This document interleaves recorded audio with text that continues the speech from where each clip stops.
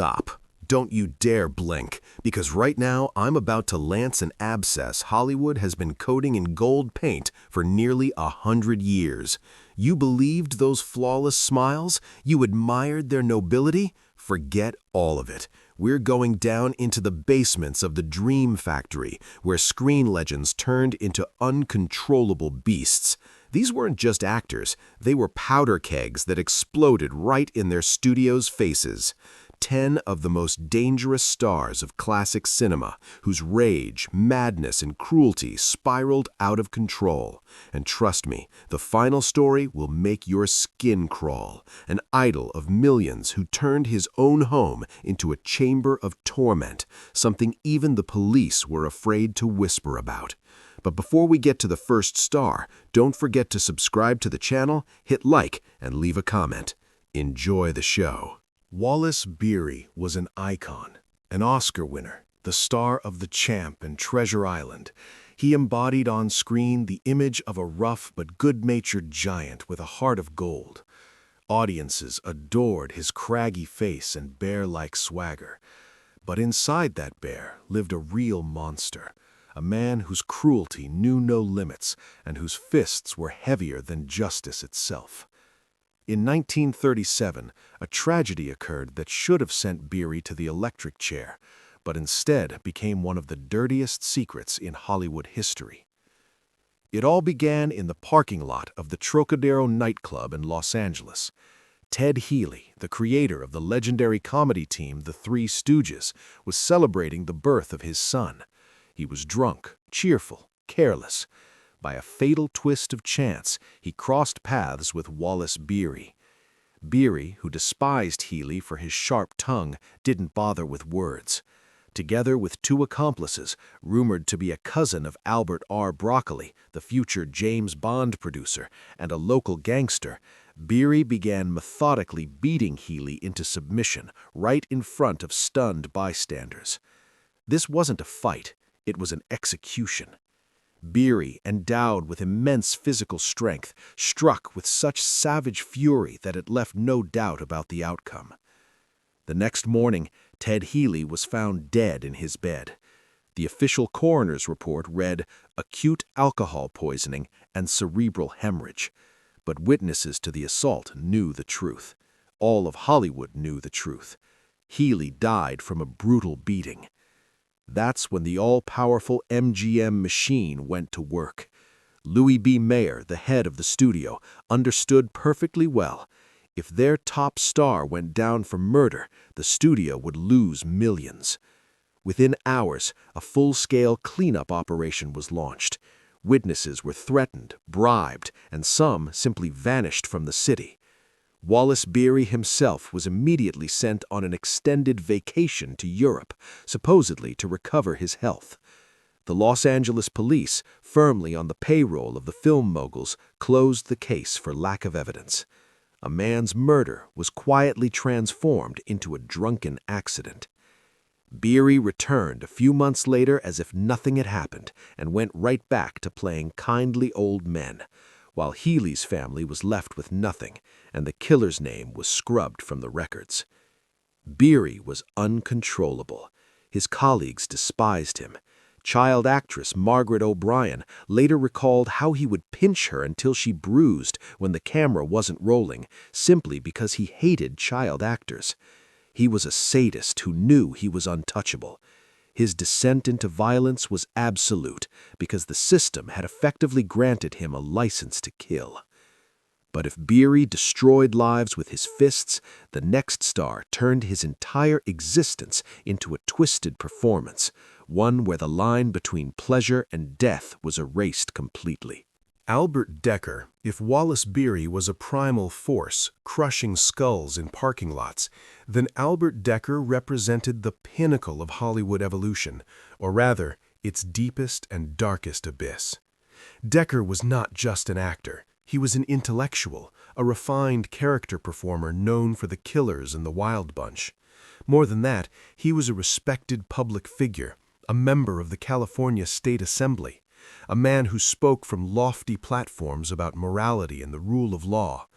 But on May 5, 1968, Hollywood recoiled in horror when police forced open the door of his apartment in the Hollywood Hills.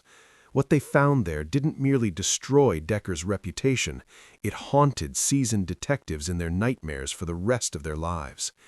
Decker was discovered in his bathroom. He had been dead for several days. He was wearing nothing but silk women's lingerie and high heels, and that was only the surface of the madness.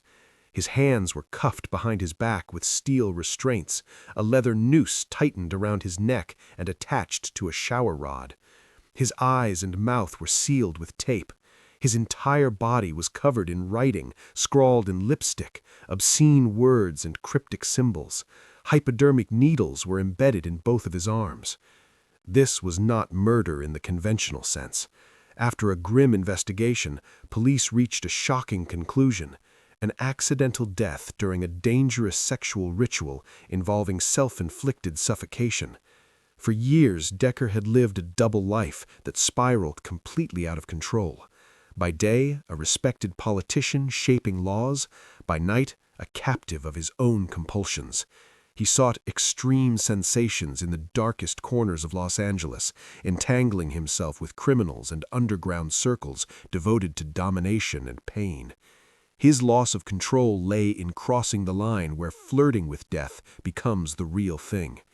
Investigators determined that Decker himself had let guests into his home, paid enforcers from the city's shadow world, hired to act out his most extreme fantasies.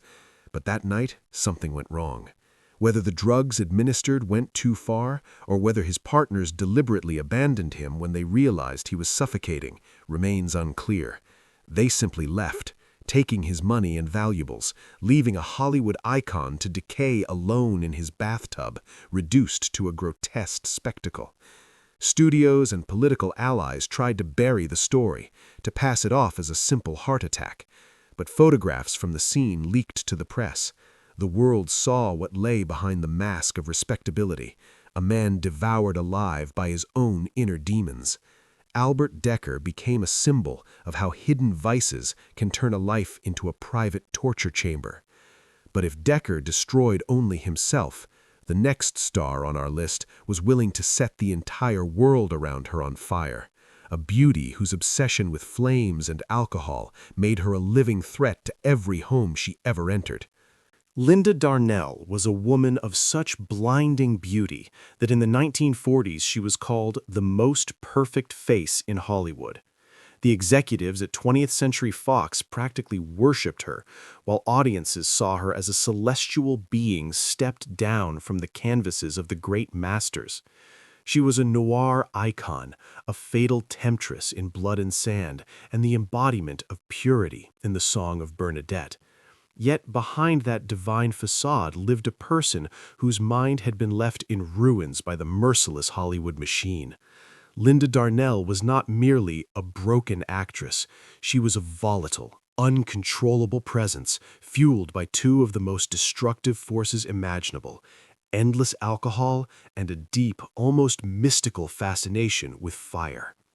Her downfall began when Hollywood, true to form, decided to replace an aging 30-year-old star with younger faces. Linda didn't just feel hurt, she shattered. Alone in her vast mansion, she drowned her despair in liquor, transforming from a glamorous social figure into an erratic shadow of herself. It was during this period that her most unsettling trait emerged. As a child, she had suffered from an intense fear of fire. Years in Hollywood twisted that fear into its opposite. She could sit for hours, transfixed by the flame of a candle. Soon, small fires no longer satisfied her. In hotels where she stayed, staff increasingly found scorched carpets, singed curtains, and strange traces of ash in unlikely places.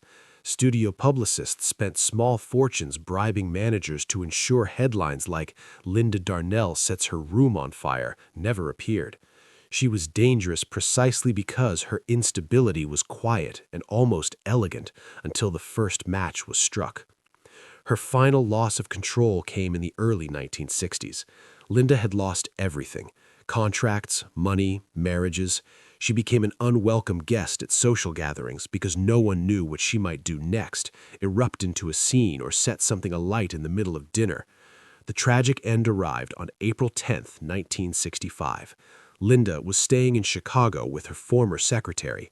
They spent the evening drinking and watching an old film on television, Stardust, in which Linda appeared young, radiant, and full of promise. Confronted with her own ghost on screen, the contrast proved unbearable. She spiraled into a severe alcoholic breakdown. What happened later that night has remained deeply disturbing. The official report claimed she had fallen asleep with a lit cigarette, but the fire that followed was devastating. When firefighters arrived, they were struck by one chilling detail. Linda had made no attempt to escape. Neighbors later said they saw a woman's silhouette standing motionless in a burning room, as if mesmerized by the element she had summoned for so long. She stood and watched as the flames consumed her life, her memories, and the beauty that had once defined her. She was pulled from the ruins still alive, but gravely injured. The face adored by millions was gone. She lingered for several hours without regaining consciousness. Linda Darnell proved one brutal truth. In Hollywood, there is nothing more dangerous than a woman with nothing left to lose and a matchbook in her pocket. She was a living bomb that eventually detonated, leaving behind only ashes and the bitter scent of burned illusions. Charles Laughton was not merely an actor. He was a living monument to British grandeur planted in the heart of Hollywood, a colossus, an intellectual with aristocratic manners and a voice powerful enough to make theater walls tremble. He was respected, feared, worshipped for his performances in Mutiny on the Bounty and The Hunchback of Notre Dame. Yet behind the facade of the great artist lurked a man whose brilliant intellect had been poisoned by a profound, almost pathological hatred of himself and the world around him. Laughton did not just portray tyrants, he was one. His loss of control took the form of something far more disturbing than brute violence, cold, calculated psychological sadism. Unlike street thugs, Laughton didn't destroy people with his fists. He killed with words, methodically and mercilessly dissecting the human psyche in front of dozens of witnesses. Laughton's danger lay in his absolute need for total domination. On set, his loss of control resembled the work of a pathologist. He would select a victim, most often a young, inexperienced actor or actress with fragile self-confidence, and begin a public dismantling of their personality. He wielded his erudition like a scalpel, identifying the most sensitive insecurities and cutting straight into them. If he sensed that an actress was anxious about her appearance, he could spend hours in front of the entire crew lecturing on her hopeless mediocrity and ugliness no amount of makeup could conceal. He reduced people to hysterical tears, to nervous breakdowns, to a state where they could no longer speak from sheer terror. And when his victim finally collapsed into despair, Laughton would offer a thin, icy smile and say, "Now there's at least a drop of truth in your eyes. Now we can shoot." His sadism knew no limits because Laughton was obsessed with controlling every aspect of a production. If a director dared to challenge his genius vision, Charles turned the entire set into a carefully engineered hell. He sabotaged filming with masterful cruelty, faking seizures, retreating into days of glacial silence that paralyzed production, or deliberately ruining take after take, forcing crews to work 20-hour days until lighting technicians collapsed from exhaustion. He was uncontrollable because he knew the studio would never fire the great Laughton, the man on whom millions of dollars depended. That knowledge gave him a license for psychological terror. Yet the darkest and most dangerous side of Laughton existed behind the closed doors of his mansion. His marriage to actress Elsa Lanchester was little more than a stage set, a convenient cover for a life filled with deviations that in the 1930s and 40s could have ended with execution or life imprisonment. Elsa later admitted that living with a genius meant enduring endless humiliation and fear. Laughton lost control in the underground clubs of Los Angeles, where he indulged in excesses that bordered on criminal. He was a regular in notorious venues, repeatedly seen in the company of minors and hardened criminals. Each time, Paramount's legal department moved faster than the police, buying up photographic negatives and silencing witnesses permanently. Laughton's true danger lay in his intellectual superiority. He was a predator who believed talent granted him the right to destroy other people's lives. There are documented cases of actors who, after working with Laughton, abandoned the profession entirely or ended up in psychiatric institutions, suffering from severe depression, unable to recover from his lessons. He didn't merely play monsters, he cultivated one within himself, feeding it with the fear and suffering of those weaker than him. Charles Laughton was an uncontrollable force of psychological violence, an architect of pain who left behind dozens of shattered lives, hidden forever in the shadow of his celebrated roles. Bela Lugosi didn't simply play Count Dracula in 1931. He committed a kind of mystical suicide, allowing the ancient vampire to devour his identity completely. A Hungarian immigrant with a hypnotic, unsettling gaze and an accent heavy as a tombstone, he became a prisoner of the role that lifted him to immortality and cursed him in the same breath. On screen, his cruelty was wrapped in elegance and restraint. Off camera, Lugosi spiraled into an uncontrollable, dangerously unstable addict whose loss of control terrified even the most cynical power brokers in Hollywood. He became cinema's first living example of how iconic fame can turn a man into a monster, one whose thirst for blood was replaced by a craving for morphine. Lugosi's danger lay in his absolute, all-consuming dependence on morphine and methadone. It began with a leg injury during World War I, something mundane and survivable, but in Hollywood it metastasized into a lifelong nightmare. By the mid-1940s, Bela no longer understood where stage makeup ended and reality began. His loss of control took on the shape of genuine madness. He would arrive on set dressed head to toe as Dracula, his face chalk white, his eyes bloodshot and burning. In the grip of drug-induced psychosis, he attacked colleagues with antique daggers or heavy candelabras, insisting he could smell their life force. This wasn't method acting, it was neurological decay driven by opiates. Crews refused to work with him.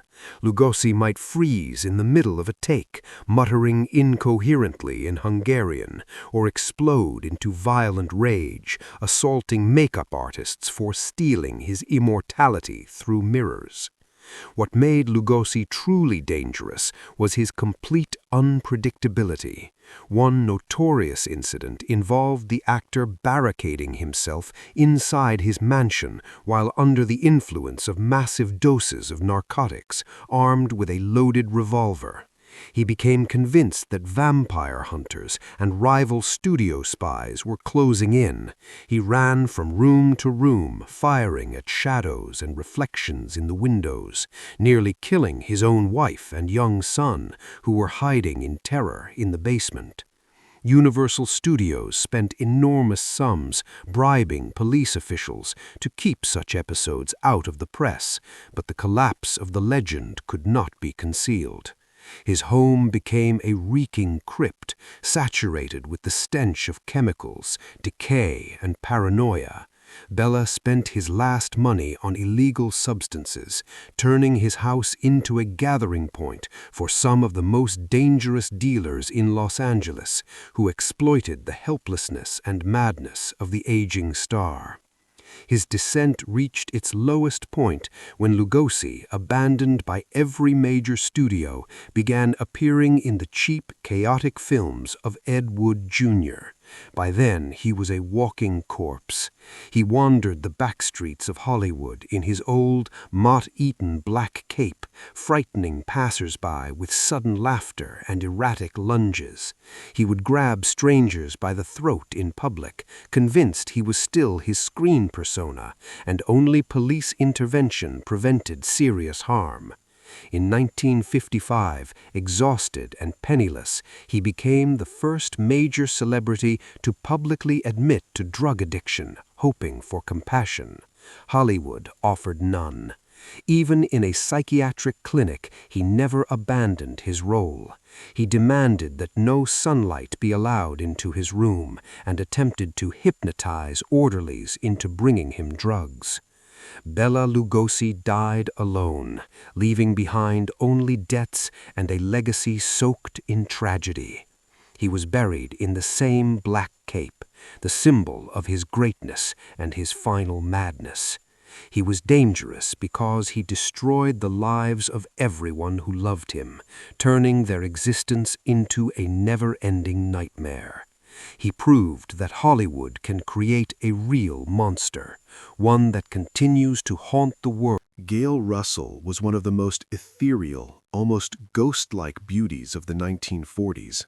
Her enormous eyes, filled with melancholy and buried fear, her fragile frame and porcelain skin made her seem born for gothic thrillers and film noir.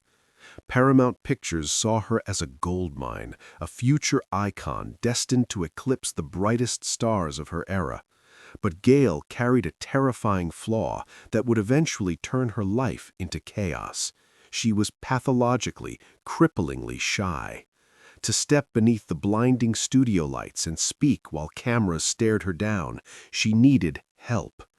What began as a few drops of alcohol for courage spiraled into uncontrollable madness, transforming Gail Russell into one of the most dangerous women in Hollywood, a lethal threat to every driver and pedestrian on California's roads. Gail's danger lay in her total loss of contact with reality when intoxicated. Her loss of control didn't erupt at parties or premieres, it happened behind the wheel.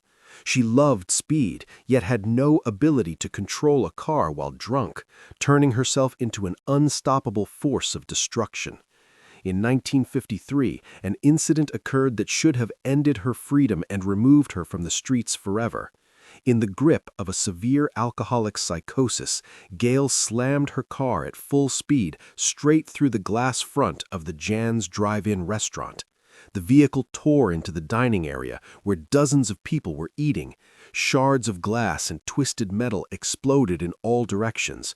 By sheer luck, no one was killed on the spot, though several people were horribly injured and left permanently disabled. When police dragged Gail from the wreckage, she was completely detached from reality. She couldn't stand or speak. She simply stared at the bloodied bodies among the debris and smiled, blankly, eerily. Hollywood, however, continued its filthy game. Studio lawyers pulled her out of jail again and again, paid massive settlements to the victims, and buried her repeated drunk driving cases, more than 7 by that point. Gail was utterly uncontrollable. She would climb behind the wheel, barely able to stand, and drive off into the night, searching for truth on Los Angeles highways, turning her car into a steel projectile weighing over a ton. She was known publicly as a quiet angel, but on the road she was a serial killer in waiting. There were documented incidents where she drove at full speed into oncoming traffic, racing for miles as terrified drivers swerved into ditches and slammed into poles to avoid her, while she remained lost in an alcoholic or drug-induced haze, unaware of the devastation she caused. Her inner darkness endangered everyone who tried to save her. Doctors, social workers, and the few friends who attempted to take away her car keys or her next bottle were met with sudden, violent outbursts of rage. Gail turned her once elegant home into a filthy wasteland, buried under empty bottles, mountains of cigarette butts, and rotting food.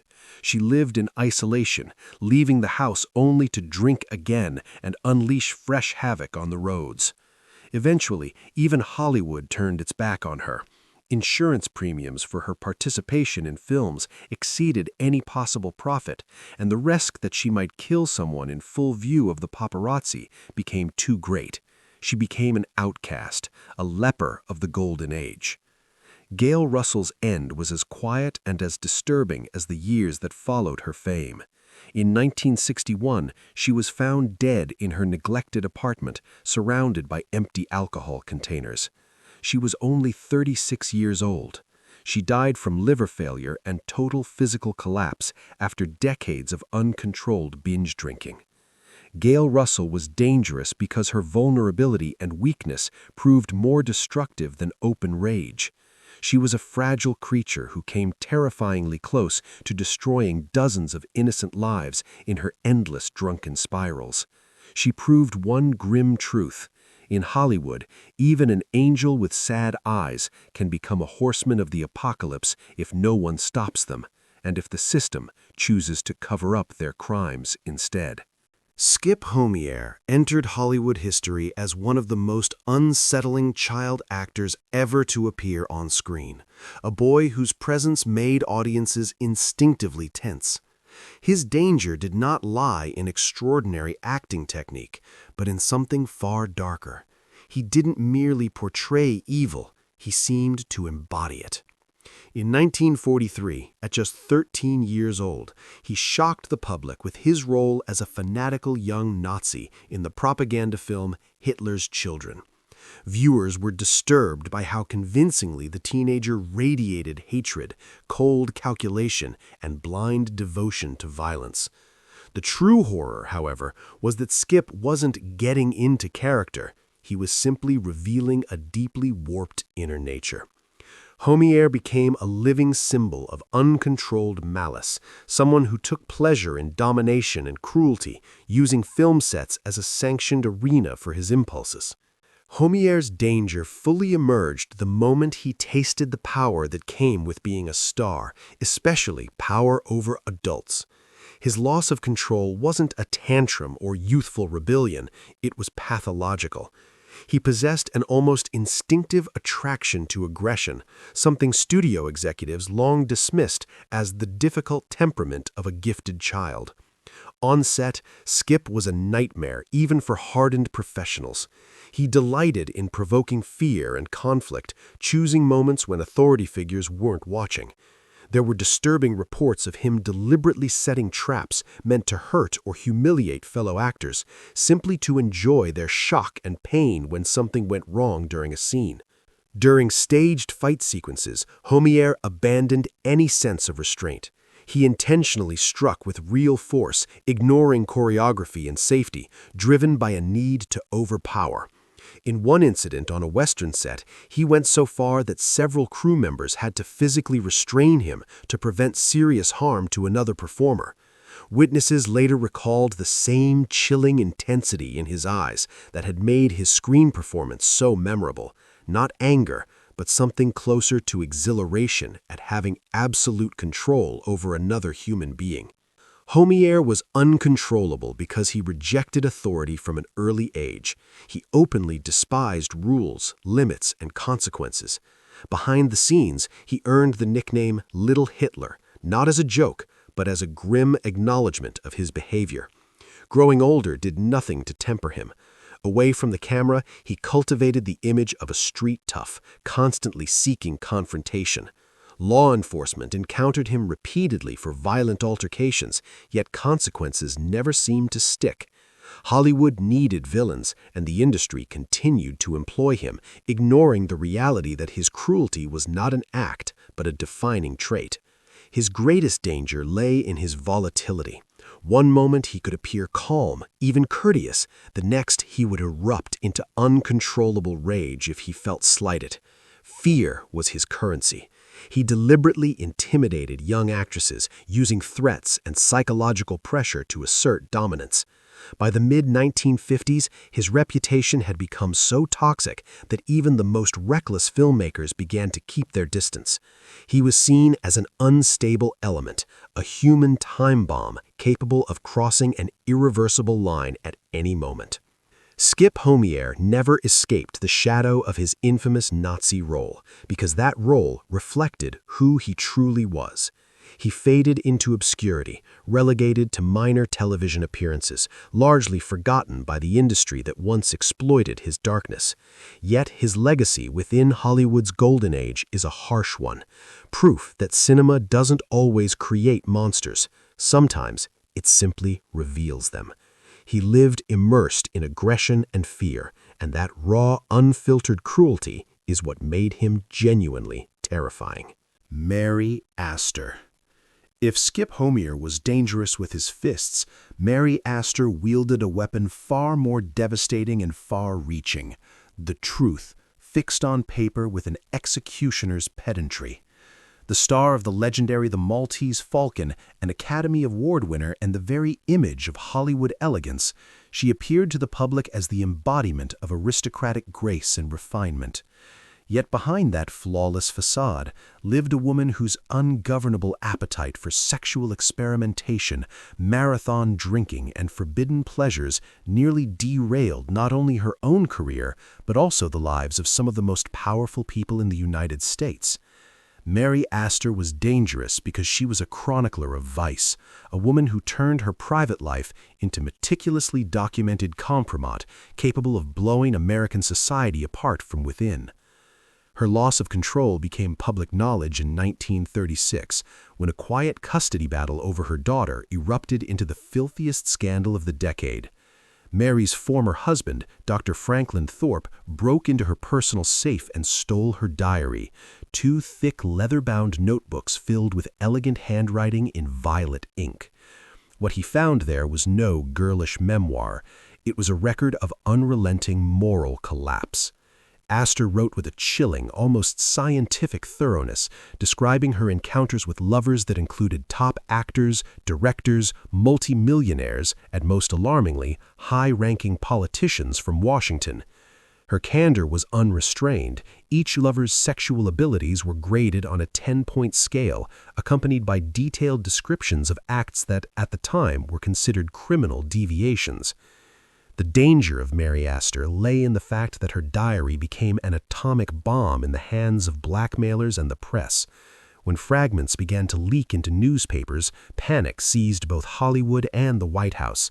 The diary named the celebrated playwright George S. Kaufman, whose bed marathons with Mary were chronicled across 10 pages with an enthusiasm that made even hardened investigators blush. Studio heads understood the stakes. If the diary were read aloud in court in its entirety, the industry would shatter. The Hays Code would be trampled into dust, and dozens of model family men from the highest levels of power would vanish into political oblivion. But Mary slipped beyond the system's control. Instead of repenting or retreating into the shadows, she calmly acknowledged the diary's authenticity. She did not fear disgrace. She savored the chaos she had unleashed among the mighty, watching great men tremble at the mere mention of violet ink.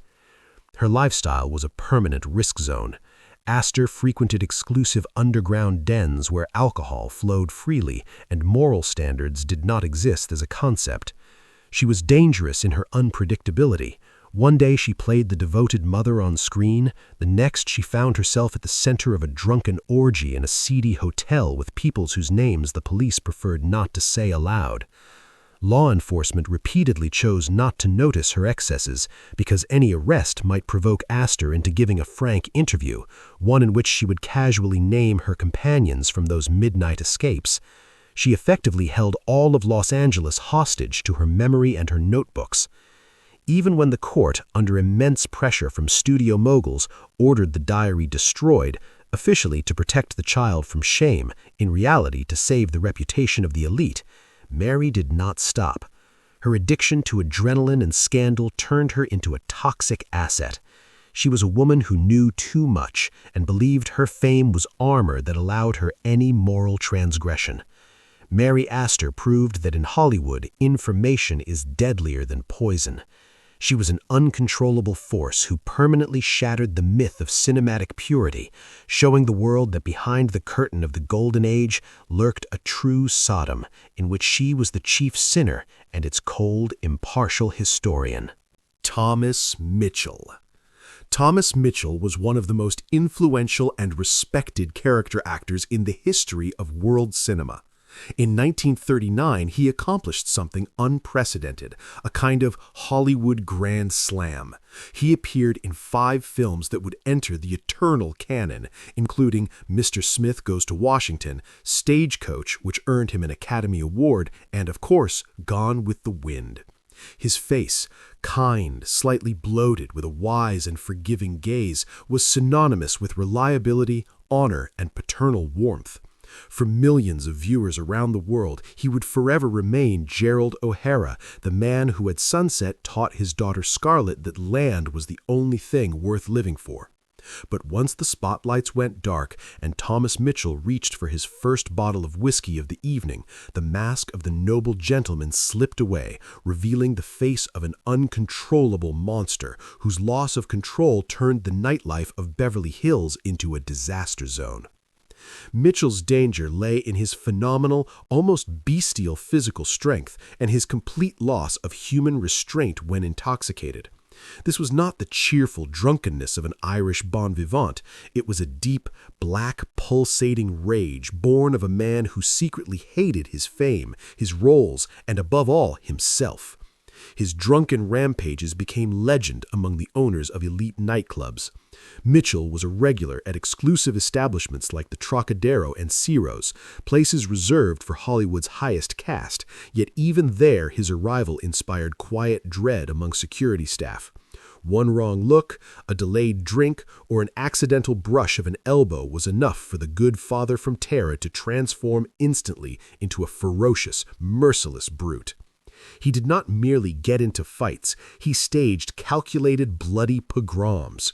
There were terrifying incidents in which Mitchell, alone like an enraged bull, demolished massive mahogany bar counters, hurled heavy oak tables into antique mirrors, and beat professional bouncers trained to restrain drunken stars. He struck wildly, not simply to win, but to maim, venting his inner darkness on random victims. Witnesses said that in those moments he looked possessed. He shouted curses in Gaelic and destroyed everything his enormous hands could reach, reducing refined interiors to heaps of splintered wood and shattered crystal. He was completely uncontrollable because his screen image as a saintly man and America's best father served as an armored shield. MGM and Selznick International poured vast resources into ensuring that reports of his rampages never crossed the threshold of police stations. An entire cleanup system existed. The moment Mitchell left another wrecked restaurant, men in dark suits from the studio's legal department would arrive. They silently placed stacks of cash on the table, covering damages worth thousands of dollars and purchasing the lifelong silence of witnesses and victims. Behind the scenes, however, he was feared no less than he was in bars. During the filming of Gone with the Wind, Thomas regularly showed up with knuckles split open and eyes swollen shut, injuries makeup artists spent hours concealing so he could play a respectable plantation owner. His rages were just as unpredictable on set. He could abruptly halt a scene, lunge at a cameraman with threats of physical violence over incorrect lighting, or explode over the slightest stumble by a co-star, turning the set into a site of psychological terror. His danger was hidden but systemic. Thomas Mitchell was a man of monstrous double standards who despised the Hollywood system while eagerly exploiting its protection to continue his destructive lifestyle. He was a potential threat to anyone who shared a room with him after midnight. One incident is well known. Enraged by the quality of a steak at a restaurant, Mitchell overturned the table directly onto an elderly couple and began smashing dishes over the heads of the rushing waiters. only because the victims were devoted admirers of his work and because the studio immediately paid them an extravagant settlement to be innocent avoid a prison sentence. Thomas Mitchell became living proof that Hollywood's golden age was built on a foundation of total hypocrisy and purchased justice. He was an uncontrollable alcoholic with sadistic tendencies who hid his true terrifying nature for decades behind the masks of noble, wise, and loving heroes. His life was a prolonged plunge into the abyss, and only mountains of studio money kept him from crashing into the bottom of social ruin. Yet even the full power of the world's largest film companies could not conceal what happened with Richard Burton. If all the previous figures in our chronicle were merely localized outbreaks of madness, Richard Burton was a full-scale catastrophe of planetary proportions. The greatest actor of his generation, a man with a voice that, as critics aptly put it, could make stones weep and the heavens tremble, Burton possessed a truly diabolical talent for destroying everything he touched. He did not simply lose control from time to time. He lived at the epicenter of a permanent explosion, fueled by liters of hard liquor and an ancient primal rage carried with him from the impoverished mining towns of Wales. His life with Elizabeth Taylor, which the world's media syrupily dubbed the romance of the century, was in reality a prolonged, blood-soaked war zone, saturated with the stench of whiskey, gunpowder, blood, and shattered crystal.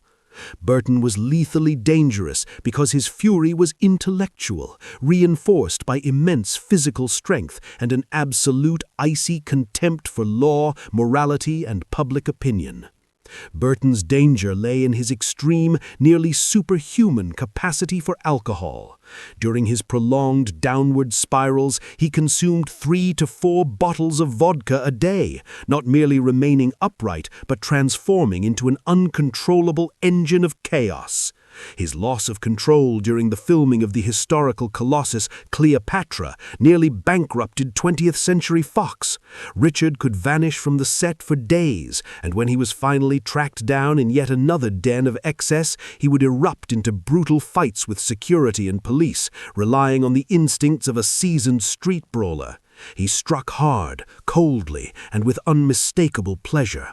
No one was untouchable. He could publicly insult royalty to their faces, beat influential producers during a business lunch, or unleash a monumental rampage in London's elite Dorchester Hotel, leaving suites looking as though a cavalry division had charged through them. The damage ran into tens of thousands of pounds, but Burton merely flung his checkbook at the managers with open contempt. Yet the most horrifying and destructive manifestation of his danger was the systematic psychological and physical annihilation of those closest to him. His marriage to Taylor was steeped in violence they both insisted on calling passion. Witnesses and household staff recalled how, in fits of Celtic rage, Burton became a sadist. He smashed antique furniture, kicked down doors, and hurled priceless jewelry and heavy objects at Elizabeth, intent on inflicting real pain. He was utterly uncontrollable in his pathological jealousy and profound self-loathing, venting his inner darkness on the people he loved most. There were notorious incidents on film sets when Burton descended into such frenzy that he began destroying expensive sets and lighting equipment in the middle of a take, convinced a co-star was playing with insufficient sincerity or stealing his spotlight. His rage was contagious like a plague, drawing hundreds into its orbit and forcing entire crews to exist in a state of constant, paralyzing fear of his next explosion. Burton was dangerous because he was effectively invulnerable. The world worshipped his talent so completely that it forgave him everything: wrecked multi-million-dollar contracts, maimed paparazzi, public brawls, and obliterated property. He openly despised Hollywood and its plastic rules, considering himself above any social system. But this boundless arrogance and uncontrollable drive towards self-destruction eventually began to burn him from the inside.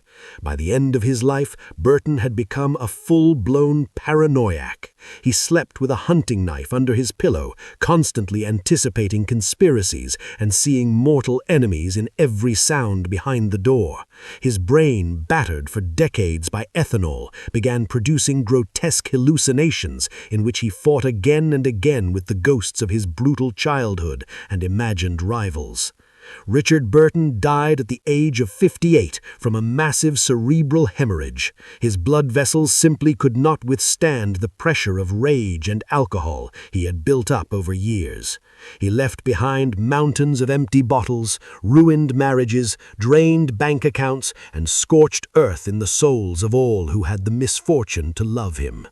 He became the final, loudest chord in our list, a man who proved that the most terrifying and unpredictable monster in Hollywood history. As we conclude our descent into the abyss concealed behind the glittering facade of Hollywood's golden age, we arrive at an unsettling conclusion.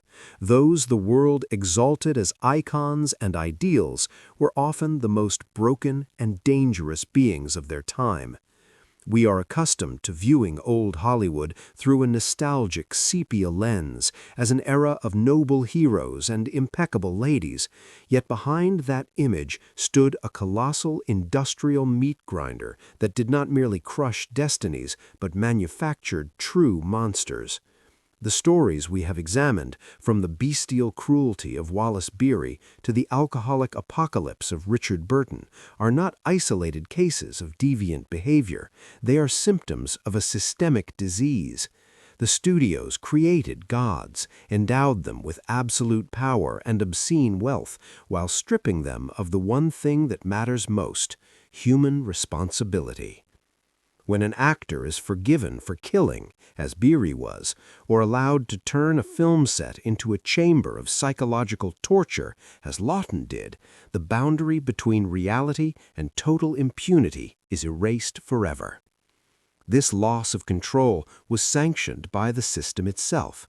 As long as a star generated profit, their madness was dismissed as temperament, and their crimes were written off as unfortunate misunderstandings.